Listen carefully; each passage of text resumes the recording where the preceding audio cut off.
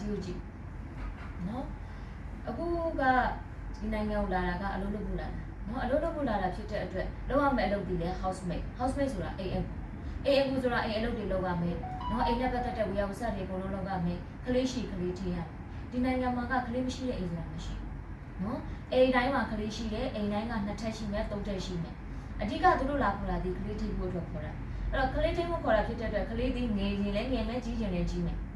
နော်ကြီးတဲ့ကလေးဆိုရင်ဒါသူတို့ကျောင်းဖို့ကျောင်းကျုပ်ကိစ္စတွေလုပ်ရမယ်နော်ကျောင်းသွားတဲ့ခါမှာဝေယဝစ္စတွေလုပ်ရမယ်မနက်စာပညာပြင်တာတွေလုပ်ပေးရမယ်ကလေးငယ်ရှိတဲ့ခါမှာလည်းအဲ့ကလေးရဲ့ဝေယဝစ္စတွေအကုန်လုံးလုပ်ပေးရဘာဖြစ်လို့လဲဆိုတော့ဒီနိုင်ငံမှာကတခြားနိုင်ငံတွေလိုမချမ်းသာတာဖြစ်တဲ့အတွက်အဖေရောအမေရောအလုပ်လုပ်ရတယ်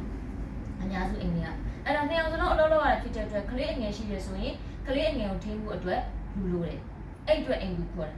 နော်အဲ့တော့ကိုကအလုပ်လုပ်ဖို့လာပြီးဆိုရင်အကုန်လုံးစဉ်းစားရတော့မယ်အလုပ်ကိုညင်းလို့မရတော့ဘူးနော်ဘယ်အလုပ်ပဲလာငါလုပ်နိုင်တယ်ငါလုပ်ရမယ်အလုပ်လုပ်မှပတ်စံရမှာအိမ်ကိုပြန်ပို့နိုင်မှာနော်အဲ့တော့ပြောချင်တာက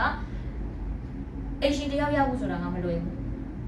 နော်အိမ်ရှင်တယောက်လာတဲ့အခါမှာကိုယ်ကိုရေးတဲ့အခါမှာနော်လူချင်းတဲ့အခါမှာကိုကမလုံးနိုင်ဘူးမလုံးချင်ဘူးကြိုးတော်မကြိုးစားကြည့်ရတယ်မလုံးဘူးလို့ပြောရင်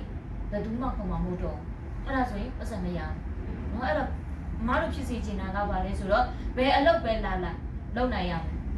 နော်အိမ်ရှင်ကဘယ်သူလုပ်ပဲလို့ရေးလိုက်အကုန်လုံးကတက်ကြွနဲ့ငါလုပ်မယ်ဆိုပြီးဖြေရ